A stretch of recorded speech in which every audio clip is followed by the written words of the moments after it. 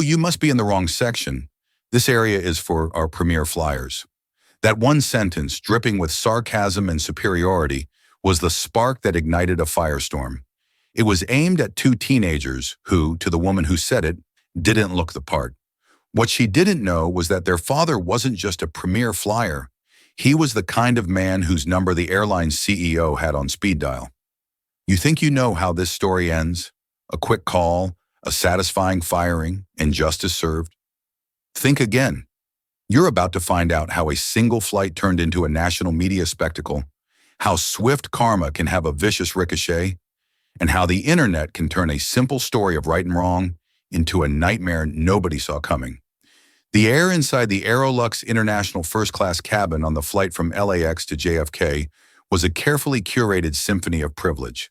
It smelled of soft leather, expensive perfume, and the faint, clean scent of ozone from the air purifiers.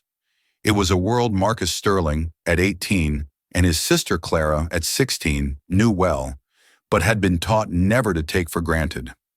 Marcus settled into seat 2A, a spacious pod that was more like a small office cubicle than an airplane seat. He stretched out his long legs, the worn denim of his jeans a stark contrast to the cream-colored leather. He was reading a biography on J. Robert Oppenheimer, a thick paperback that looked out of place next to the glossy airline magazines. He was a quiet, observant young man, with his father's thoughtful eyes and a calm demeanor that often masked a fiercely protective nature, especially when it came to his sister. Clara, in seat 2B, was the opposite. Where Marcus was analog, she was digital. Her phone was already out, its screen reflecting in her designer sunglasses as she artfully snapped a picture of her limited edition Nike Dunks propped up on the ottoman.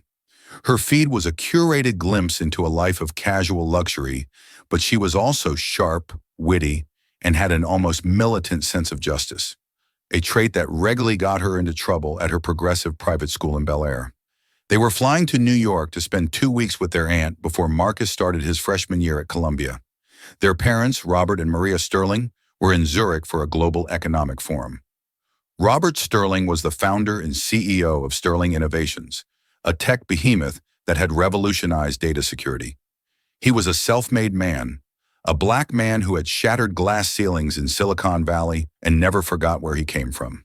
He had instilled in his children a potent combination of humility and self-worth. Never start a fight, he'd always told them, but God help anyone who finishes one with you, and always, always know your value. The last of the first-class passengers were trickling in, businessmen in tailored suits who nodded curtly, a Hollywood starlet hiding behind a giant hat, and then her. She was a woman in her late 50s, with a helmet of perfectly coiffed blonde hair, a crisp linen pantsuit, and a face that seemed permanently pinched in a state of mild disapproval. She clutched a Louis Vuitton tote bag like a weapon. She stopped dead in the aisle, her sharp gaze landing on Marcus and Clara. Her eyes scanned their casual attire, Marcus's hoodie, Clara's ripped jeans, and a sneer tugged at the corner of her lips. She flagged down the nearest flight attendant, a harried-looking woman named Susan with tired eyes. "Excuse me," the blonde woman said, her voice loud enough for the entire front cabin to hear. She gestured dismissively toward the siblings. "I think there's been a mistake. These children are in my party seats." Susan glanced at her manifest. "I'm sorry, ma'am. These are seats 2A and 2B, assigned to Sterling." The woman, whose name on the manifest was Brenda Walsh, let out a short, incredulous laugh. She didn't even look at the siblings, speaking only to Susan as if they were pieces of furniture. "That's impossible. My husband and I are in 2C and 2D. These 2 seats are for our companions who are upgrading. I can assure you, their name is not Sterling." Clara lowered her sunglasses, her eyes flashing. "Our name is Sterling," she said, her voice clear and firm. Brenda Walsh finally deigned to look at them. She gave them a slow, condescending up and down glance. And then came the line that would echo across the internet for weeks. "Oh," she said, a saccharine smile not reaching her eyes. "You must be in the wrong section. This area is for our premier flyers." The implication was as thick and suffocating as the cabin pressure. It wasn't about the tickets. It was about them, their age, their race, They didn't look like they belonged. Marcus felt a familiar hot spike of anger in his chest. He put a calming hand on Clara's arm before she could retort. He looked directly at Brenda, his voice even and low. Our tickets say 2A and 2B. We're in the right seats. Check their tickets, Brenda snapped at Susan, ignoring Marcus completely.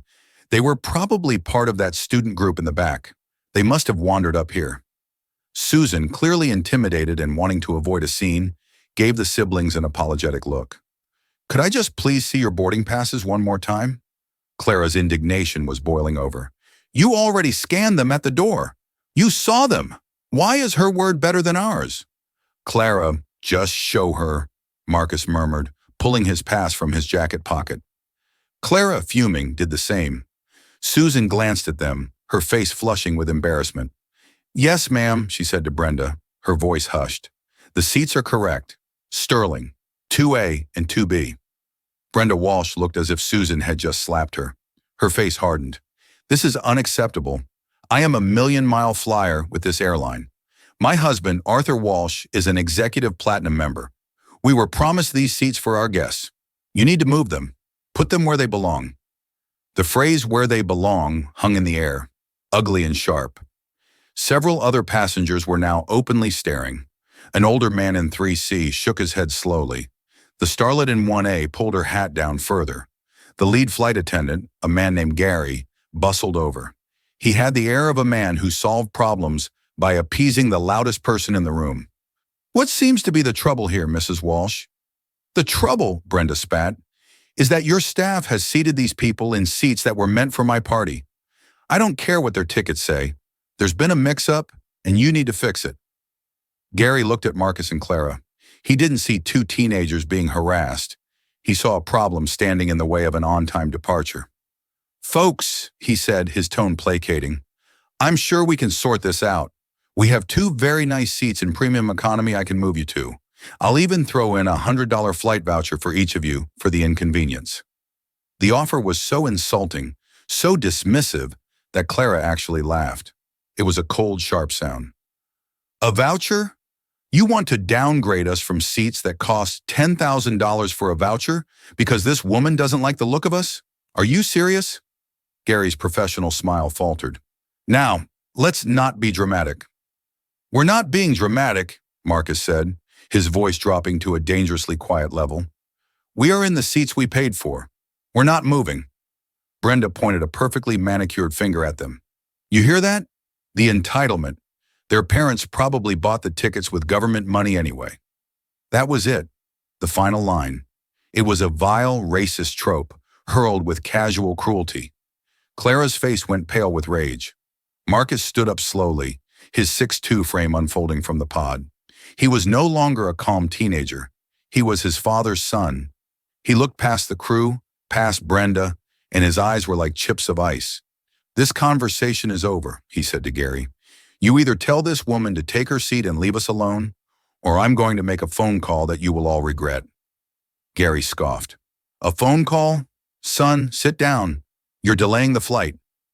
Susan, the first flight attendant, whispered anxiously to Gary. Maybe we should just ask Mrs. Walsh to calm down. No, Gary snapped, his authority reasserting itself. I'll handle this. He turned back to Marcus. You have two choices. Take the seats in premium economy, or I can have you and your sister removed from the flight for causing a disturbance. Marcus stared at him for a long, silent moment. The entire cabin was quiet. He simply nodded once, a gesture of finality. He sat back down, pulled out his iPhone, and swiped to his favorites. Clara watched him, her anger now mixed with a sense of dread and anticipation. He pressed the call button next to the name Dad. The phone picked up on the second ring, the connection crystal clear through his AirPods. Marcus, everything okay? You should be taking off soon. Robert Sterling's voice was warm, but it could turn to steel in a nanosecond. We have a problem, Dad, Marcus said, his voice steady, but the slight tremor of adrenaline was there. He explained the situation calmly, concisely, and without emotion. He detailed Brenda Walsh's accusations, the racist comments, and the flight crew's ultimatum.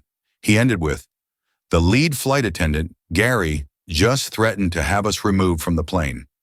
On the other end of the line in a conference room in Zurich, Robert Sterling went very, very quiet. When he spoke again, the warmth was gone, replaced by a glacial calm that his board of directors knew meant trouble. "Put the lead flight attendant on the phone, son." Marcus held the phone out to Gary. "My father wants to speak to you." Gary rolled his eyes, a smirk on his face. "Oh, your father? Is he going to give me a talking to?" He took the phone with theatrical reluctance. "Hello, this is Gary," he said into the phone, his voice dripping with condescension. He listened. His smirk vanished. His face went from pink to white. He began to sweat. The hand holding the iPhone started to tremble. The entire cabin watched as the color drained from his face. His confident posture collapsed, and he began to stammer. "Yes, Mr. Sterling." "No, sir. I understand, sir." "Yes, I see. Of course, Mr. Sterling. Right away." He handed the phone back to Marcus as if it were radioactive. He wouldn't meet Marcus's eyes. He turned to Brenda Walsh, his voice now a terrified whisper. "Ma'am, please take your seat. Now." Brenda was stunned. "What did he say? Who was that?" "Please," Gary begged, "just sit down."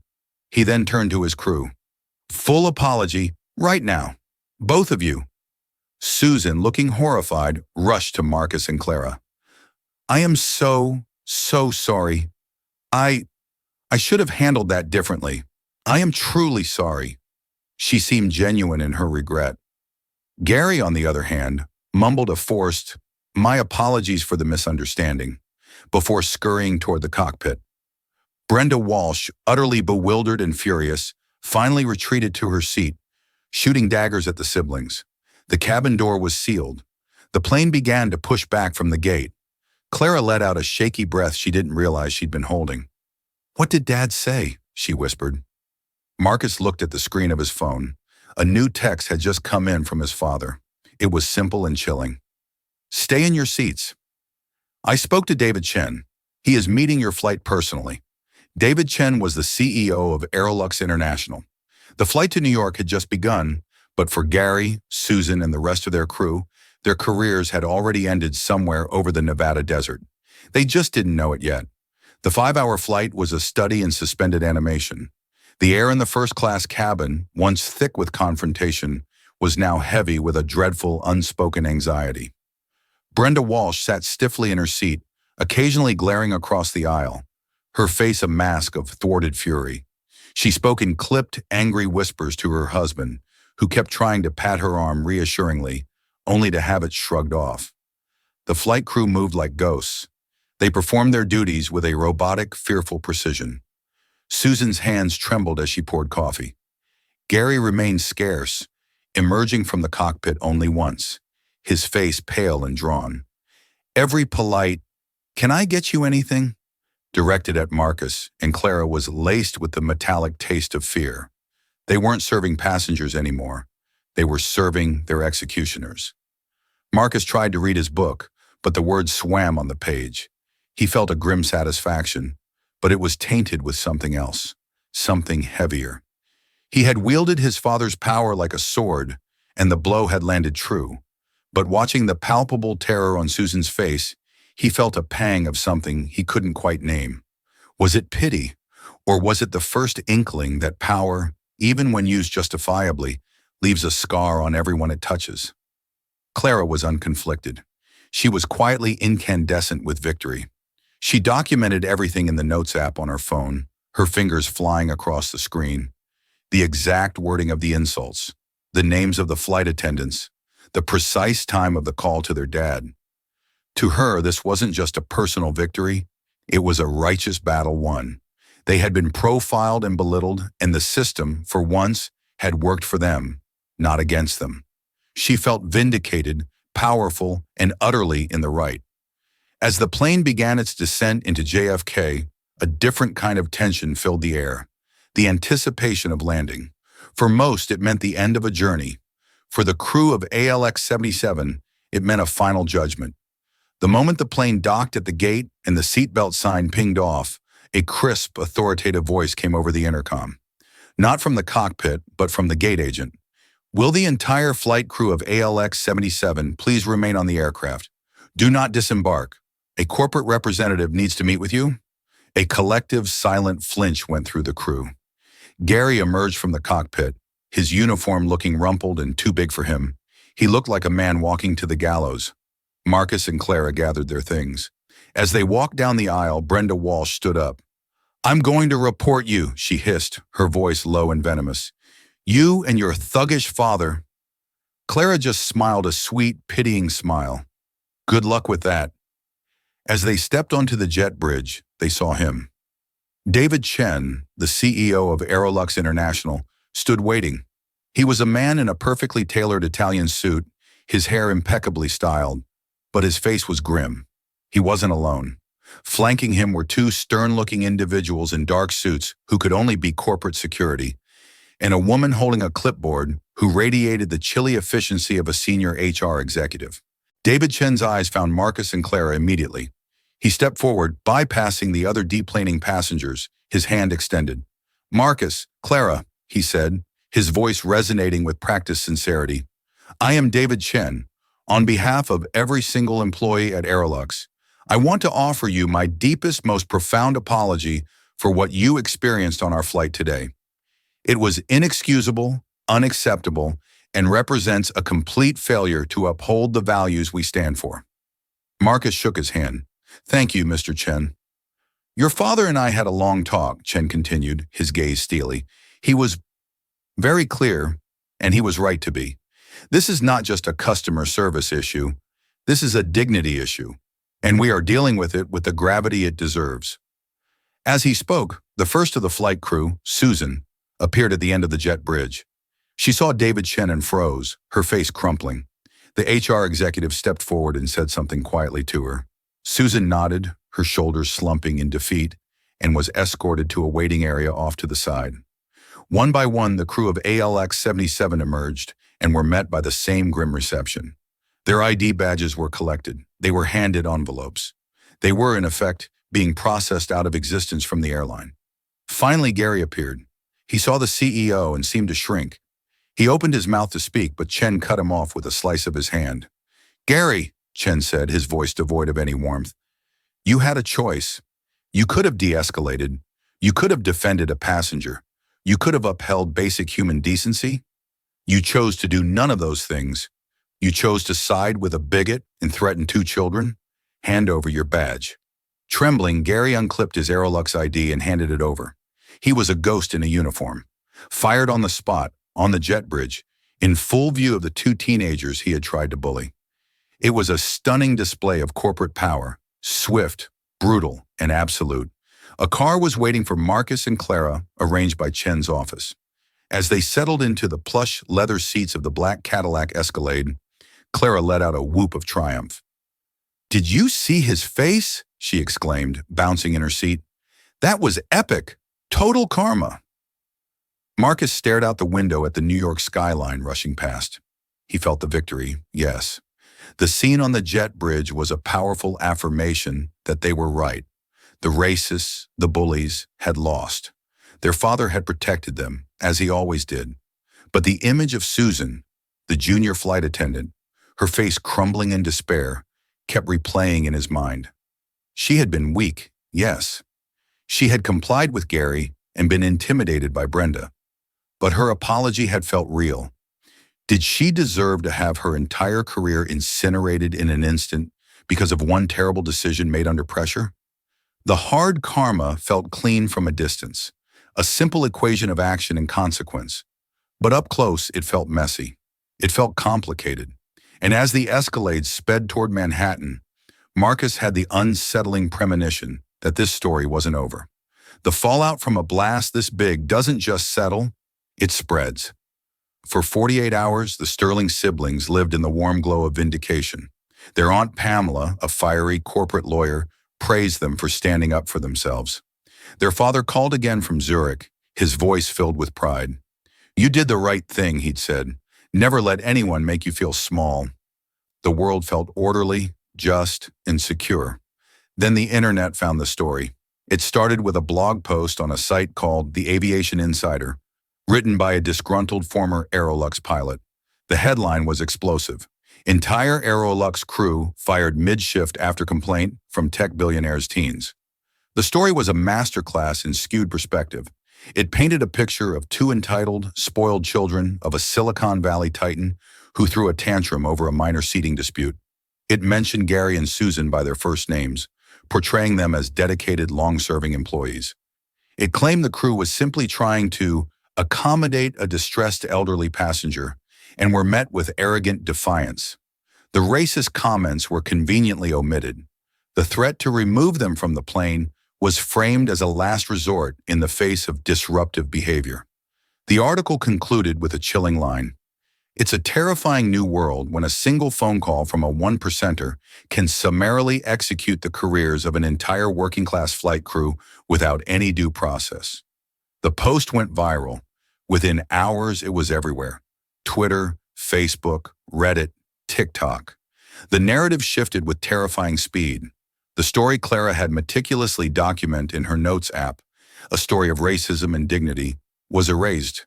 In its place was a much more potent, much more volatile narrative: rich versus poor, elites versus the working man. Clara was the first to see it. Her phone started buzzing with notifications, not the usual likes and comments from her friends, but venomous messages from strangers. Her social media profiles, once a source of fun, became a liability. Trolls dug through years of her posts, pulling photos of her on vacation, wearing designer clothes, standing next to her father's private jet, which he used for business, not family trips. The photos were weaponized. Look at this spoiled brat in her Gucci sunglasses, crying because she had to interact with the common folk. This is Clara Sterling. She got a single mom of three, Susan, fired right before Christmas because she's daddy's little princess. It was August, but details didn't matter. A GoFundMe was started for the fired Aerolux crew.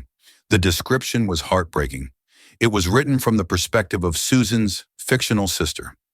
It spoke of Susan's two young children, her struggle to make ends meet, and how her life was shattered by the whim of a billionaire's child. It didn't mention Gary at all, focusing solely on the sympathetic image of a struggling single mother. In 24 hours, it raised over $150,000. The tide of public opinion was a tsunami, and the Sterlings were caught in it. Their names, which had been a shield, were now a target. Then came the second twist, the one that poured gasoline on the fire. Brenda Walsh gave an interview. She went on a primetime cable news show, the kind that specialized in populist outrage. She sat opposite a sympathetic host, dabbing her eyes with a tissue. She was no longer the aggressor, she was the victim. "I was just trying to help my husband," she wept. "Arthur, he has a serious heart condition. He was feeling faint. His anxiety was spiking. The flight was crowded, and he needed some space. All I did was politely ask the flight attendant if there was any possibility of a quieter seat for him." The host nodded gravely. "And what happened?" These young people," Brenda said, her voice trembling. "They were so aggressive, so hostile. They were yelling, using foul language. And then one of them, the boy, he got on the phone with his father.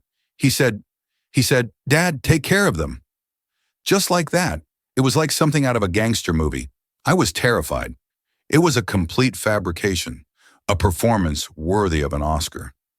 She had twisted her own panic and prejudice into a story of a sick husband and thuggish black teenagers. The public ate it up. The fact that her husband had sat silently through the entire flight and deplaned without any medical assistance was a detail no one seemed to care about. The story now had heroes: the fired crew, victims, the Walsh family, and villains, the arrogant, powerful Sterling family. The backlash was swift and brutal. Cancel Sterling innovations began trending. Protesters gathered outside the company's headquarters in Palo Alto, holding signs that read, "Sterling kills jobs," and "Princess Clara's tantrum cost a mom her livelihood." Robert Sterling, returning from Zurich to a full-blown corporate crisis, found himself in an impossible position. His company's stock dipped by 3%. His board members were panicking. Sponsors of a major charity event he was chairing began to pull out. The clean, decisive action he had taken to protect his children had backfired spectacularly. He had won the battle on the plane, but he was losing the war for public opinion. The karma that Clara had celebrated was proving to be a boomerang. It had flown out, struck its target, and was now hurtling back, not just at them, but at everything their father had built. For Marcus, the situation was a sickening affirmation of his earlier unease. He watched Clara stare at her phone, her face pale, reading comments that called her a racist slur, a spoiled brat, and worse. The triumphant fire in her eyes was gone, replaced by a confused, wounded fear. She had wanted justice, but this wasn't justice. This was a digital mobbing. He felt an overwhelming urge to protect her. But from what? An anonymous army of trolls? A fabricated news story? How could he fight a lie that had already circled the globe? One evening, he found Clara in her room, quietly deleting her Instagram account. "It's no use," she said, her voice flat. "They won." "They didn't win," Marcus insisted, though his own conviction was wavering. "They're lying. Dad will fix this." But as he said it, he wondered if he was right. His father could command boardrooms and bend CEOs to his will. But could he command the internet? Could he reason with a mob that had already made up its mind? The hard lesson was beginning to sink in. In the 21st century, the truth was no longer a fixed point. It was a commodity, bought and sold in the marketplace of public opinion. And right now, their truth was worthless. The call that had fired an entire crew had also unleashed a beast. And that beast was now at their door, threatening to devour them whole. The real karma wasn't about getting people fired. It was about the uncontrollable, devastating consequences that followed. The Sterling family's Bel Air home, usually a sanctuary of clean lines and quiet comfort, became a fortress under siege. Paparazzi photographers with long-lensed cameras camped out at the bottom of their long, gated driveway, hoping for a money shot of the billionaire's brats. The mail, once consisting of bills and invitations, now included hateful letters, some containing detailed threats. The family's private security detail, usually a discreet presence, was doubled. Robert Sterling was a man accustomed to control. He controlled board meetings. He controlled billion-dollar negotiations. He controlled the narrative around his company. Now, for the first time in his adult life, he felt that control slipping through his fingers like sand. He convened a crisis meeting in his home office. Present were Marcus, Clara, his wife Maria, and two key people from his inner circle. His head of security, a former Secret Service agent named Frank, and his longtime general counsel, a sharp, no-nonsense woman named Evelyn Reed.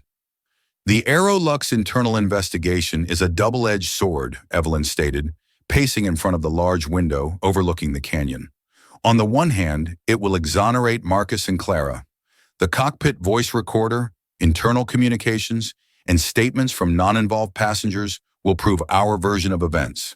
"So what's the problem?" Maria asked, her arm wrapped protectively around Clara. "The problem," Evelyn said, stopping to look at Robert, "is that it's an internal investigation. Aerolux will want to bury it. They've already taken a massive PR hit. The last thing David Chen wants is to release a report that proves his company employs racists and that he fired them because a powerful black man told him to. The current narrative, while damaging to us, is actually better for him. It frames this as a rich versus poor squabble, not a systemic failure within his airline." Robert steepled his fingers, his face a grim mask. "So David is going to hang us out to dry to save his own skin?" It wasn't a question. "He'll try," Evelyn confirmed. "He'll issue a vague statement about privacy concerns and personnel matters and hope it all blows over." Frank, the head of security, spoke up. "The threats are escalating, Robert. We've intercepted chatter on some dark web forums. They've doxed the kids, their school, their favorite hangouts. Clara's phone number was posted on a Reddit subthread. It's no longer just online harassment." Clara flinched, pulling her knees up to her chest. The reality of her digital life colliding with her physical safety was a terrifying new concept. The epic victory she had celebrated felt like a distant, naive memory. "So what do we do?" Marcus asked, his voice steady, but his eyes showing the strain. "We can't just hide." "No," Robert said, his voice resonating with renewed authority. "We don't hide. We fight back, but not with their weapons. We fight with the truth." He looked at Evelyn. "I want our own investigation.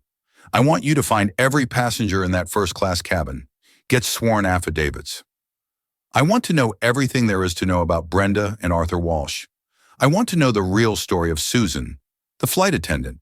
Is she a single mother of three? Or is that a lie too? He then turned to his children. And you too. You're going to write down every single word you remember, every detail. We are going to build an unimpeachable mountain of facts.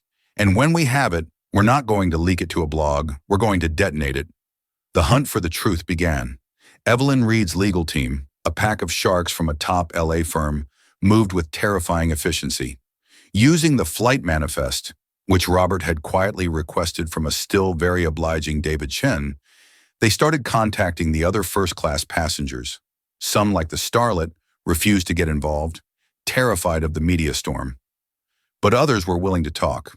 The older man from seat 3C, a retired judge named Arthur Pendleton, was furious about what he had witnessed.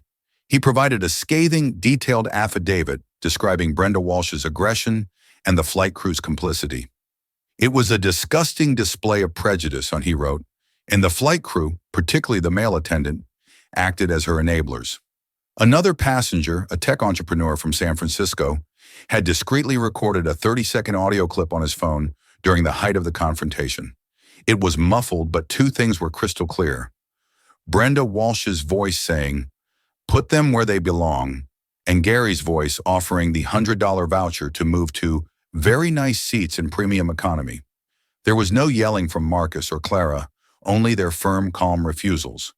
Meanwhile, a private investigator dug into the lives of the key players. The results were illuminating.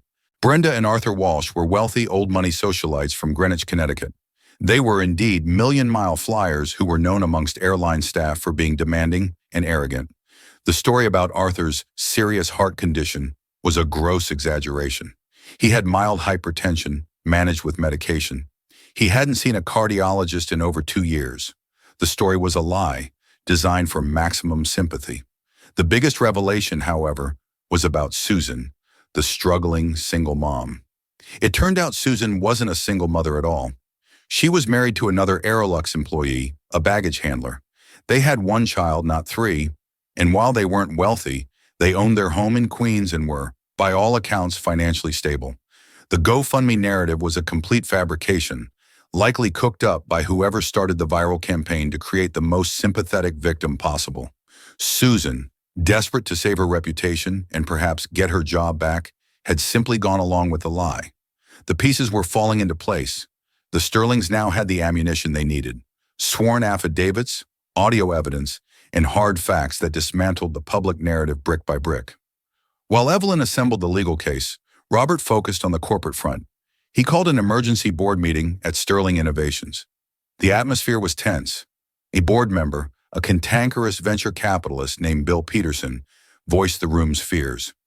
"Robert, your family drama is costing the shareholders money. The stock is down. Our brand is being dragged through the mud. You need to issue an apology and make this go away." Robert listened patiently until he had finished. Then he stood up. "There will be no apology," he said, his voice like flint. "This company is built on two things: impenetrable security and absolute integrity. If we surrender to a campaign of lies, we have neither. The brand isn't being damaged by the truth, it's being attacked by a fiction. And we are not going to validate that fiction by apologizing for being the victims of a racist attack." He laid out his strategy, the evidence they were gathering, and his plan to release it. He promised them he would restore the brand's reputation and that he would personally buy back stock to stabilize the price. "You invested in me because I build things that last," he concluded. "My family's name and this company's name are the most important things I've ever built. I will not allow either to be torn down by lies." He won the board over, not with emotion, but with the same steely resolve that had built his empire. The siege was turning into a counteroffensive. Marcus and Clara, who had felt like helpless victims, now felt a part of the fight. They spent hours with the lawyers recounting the incident, helping to construct a timeline. The fear was still there, but it was being forged into resolve. They were learning a brutal, real-world lesson in power, media, and the high cost of truth. The final piece of the puzzle came from an unexpected source. The other flight attendant on duty in first class, a young woman who had stayed in the galley during most of the confrontation, reached out to Evelyn Reed's office through a lawyer. She was terrified of violating her NDA with Aerolux, but her conscience was eating at her. She confirmed everything, adding a crucial detail. After Marcus made the phone call, she had overheard Gary in the cockpit on the radio with the ground, saying, "You won't believe this. Some rich kid called his dad, and now I'm talking to the CEO's office. This is insane." He had not expressed any concern for safety or for the well-being of the Walsh family. His only concern was that he had been caught. Evelyn Reed smiled as she hung up the phone. "We have everything," she told Robert. "It's time to choose our battlefield." The battlefield Robert Sterling chose was not a scrappy blog or a partisan cable news show. It was the most respected and feared platform in broadcast journalism, the flagship investigative news program, 60 Minutes. He didn't leak the story. He offered an exclusive interview to their most formidable correspondent, a woman named Sarah Jenkins, whose reputation for unearthing the truth was legendary. The Sterling family's condition was simple. They would sit down for an interview. Robert, Maria, Marcus, and Clara, but only if the program conducted its own independent investigation using the evidence the Sterlings provided as a starting point. They wanted validation, not just a platform. The 60 Minutes team, smelling a blockbuster story, agreed. For 3 weeks, their producers and fact-checkers worked in secret, verifying every claim, contacting every source. They interviewed Judge Pendleton. They had audio experts authenticate the passenger's recording. They subpoenaed FAA records. They sent a reporter to Greenwich to discreetly inquire about Arthur Walsh's health and another to Queens to verify Susan's life story. The result was an ironclad confirmation of the Sterling family's account. The night the segment aired, 20 million people tuned in. It began not with the Sterlings, but with a montage of the hateful tweets, the GoFundMe page, and Brenda Walsh's tearful interview. It perfectly set up the narrative the public had come to believe.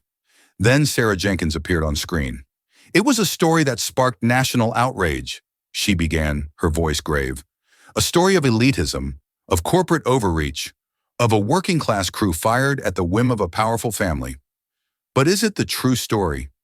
Tonight, we peel back the layers of a viral incident that says more about our culture of instant judgment than it does about what actually happened at 35,000 feet.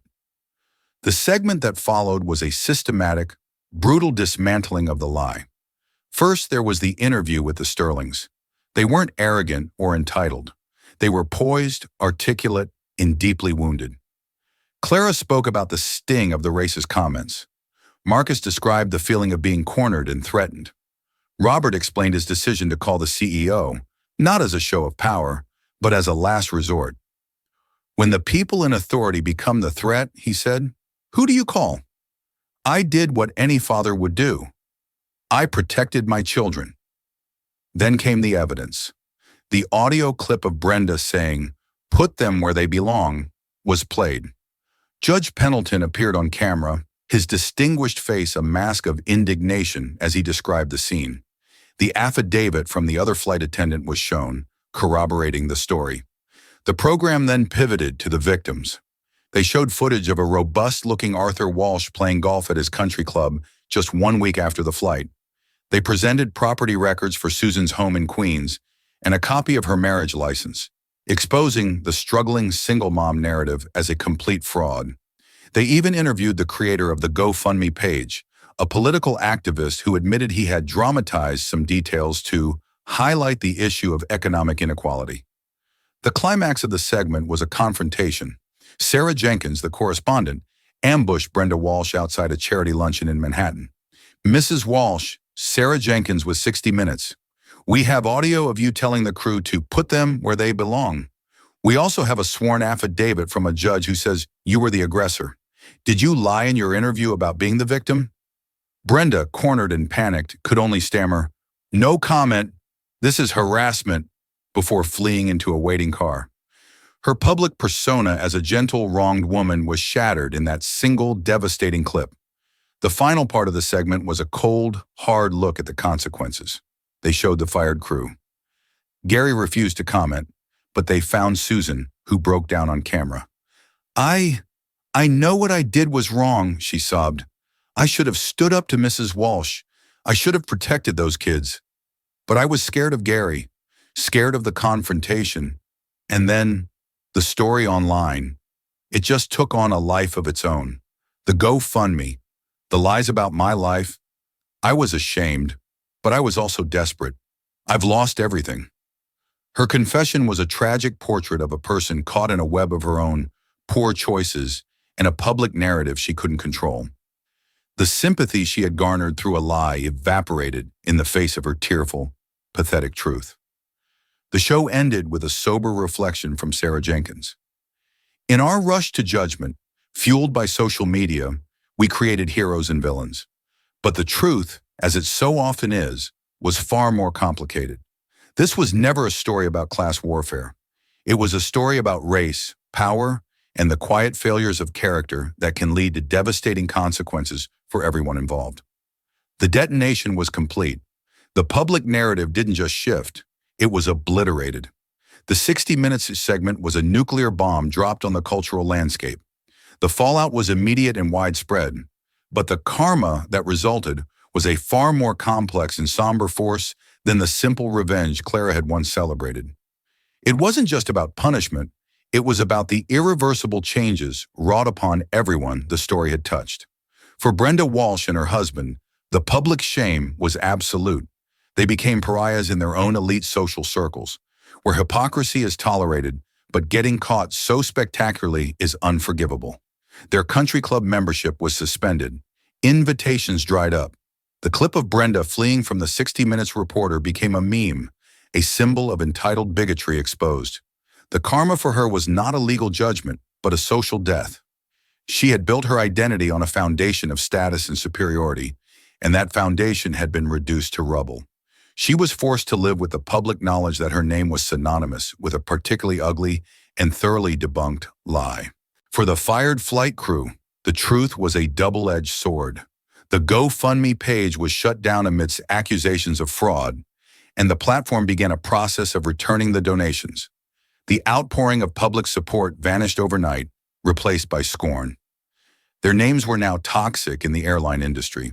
Gary was never hired as a flight attendant again and ended up in a low-wage retail job, a bitter and broken man. His karma was the public humiliation he had tried to inflict on Marcus and Clara, reflected back at him 1,000-fold. Susan's fate was perhaps the most tragic.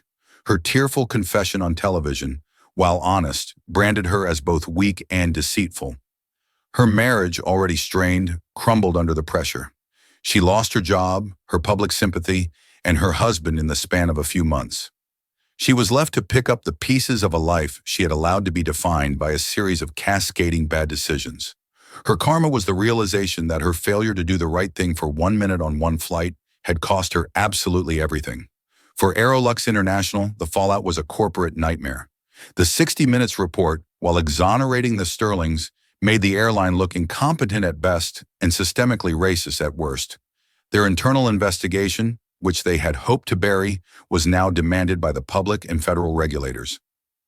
CEO David Chen was forced to testify before a congressional subcommittee on aviation consumer rights.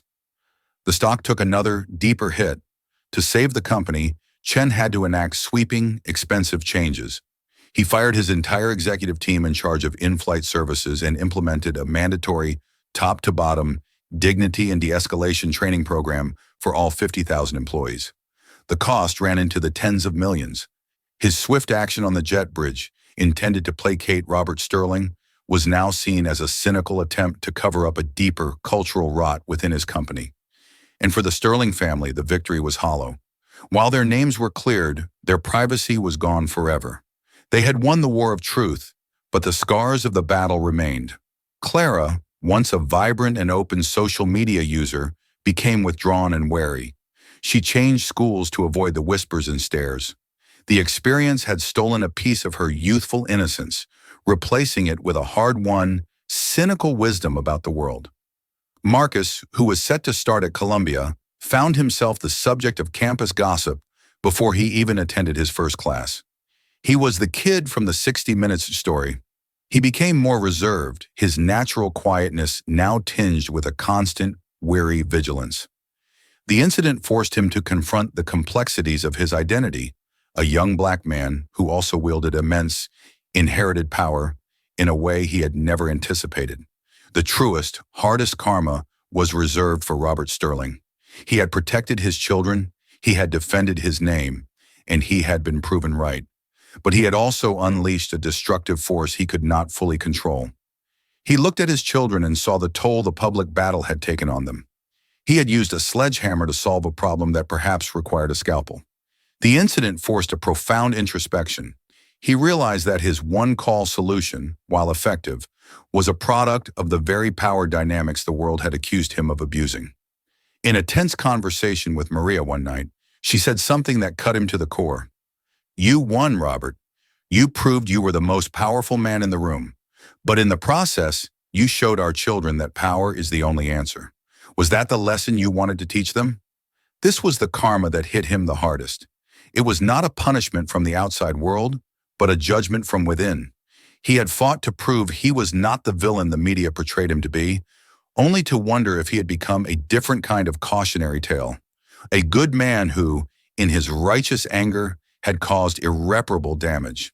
The experience had shown him the limits of his power and the immense responsibility that came with it. Winning the fight was easy. Living with the cost of the victory would be the work of a lifetime.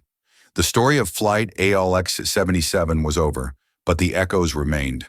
It became a case study in business schools, in journalism classes, and in sociology seminars.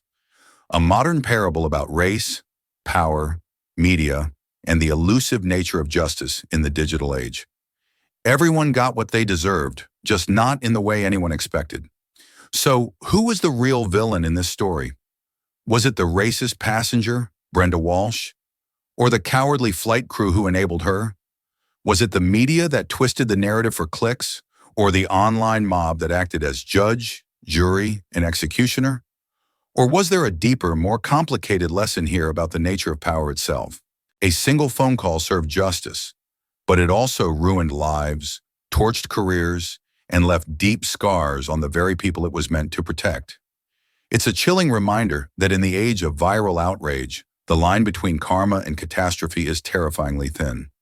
What do you think? Who was right, who was wrong, and who paid the highest price? Let me know your honest thoughts in the comments below. This is a story with no easy answers, and I want to hear your take. If this story made you think, please hit that like button, share it with someone who needs to see it, and be sure to subscribe and ring that notification bell. You won't want to miss our next deep dive into a real-life drama that will make you question everything.